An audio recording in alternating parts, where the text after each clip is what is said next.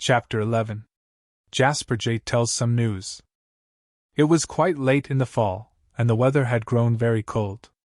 Mrs. Coon and her family had not left their home for several days, but on this day she thought it would be pleasant to go out in the sunshine and get a breath of fresh air and a bite to eat. Fatty was the only one of her children that was not asleep, and he complained of being very hungry. So Mrs. Coon decided to take him with her. The hunting was not very good. There were no birds' eggs at all to be found in the trees. The river and the brook and the creek were all frozen over, so Fatty and his mother could not catch any fish. And as for corn, Farmer Green had long ago gathered the last ear of it. Fatty wished that it was summertime. But it only made him hungrier than ever, to think of all the good things to eat that summer brings. He was feeling very unhappy when his mother said to him sharply, "Run up this tree! Hurry now! Don't ask any questions." Now, Fatty did not always mind his mother as quickly as he might have. But this time he saw that she had stopped and was sniffing the air as if there was something about it she did not like. That was enough for Fatty. He scrambled up the nearest tree, for he knew that his mother had discovered danger of some sort. Mrs. Coon followed close behind Fatty, and they had no sooner hidden in the branches than Fatty saw what it was that his mother had smelled. It was Johnny Green. He passed right underneath the tree where they were perched.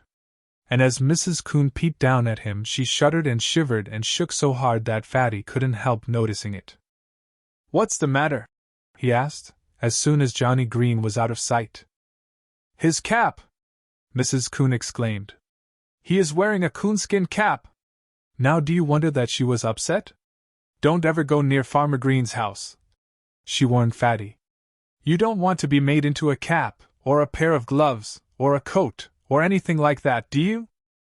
"No, indeed, Mother!" Fatty was quite sure that such an adventure wouldn't please him at all. And he told himself right then and there that he would never go anywhere near Farmer Green's house. We shall see how well Fatty remembered.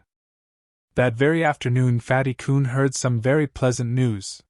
It was Jasper Jay who told him. Jasper Jay was a very noisy blue jay who lived in the neighborhood. He did not go south with most of the other birds when the cold weather came. He liked the winter, and he was forever tearing about the woods, squalling and scolding at everybody. He was a very noisy fellow. Well, when Fatty and his mother had reached home after their hunt, Fatty stayed out of doors. He climbed to the top of a tall pine tree nearby and stretched himself along a limb, to enjoy the sunshine, which felt very good upon his broad back. It was there that Jasper Jay found him and told him the pleasant news. And Fatty was very glad to hear the news, because he was still hungry. This is what Jasper Jay told Fatty.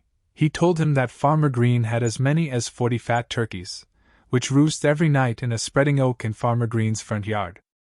"If I liked turkeys I would certainly go down there some night and get one," said Jasper Jay.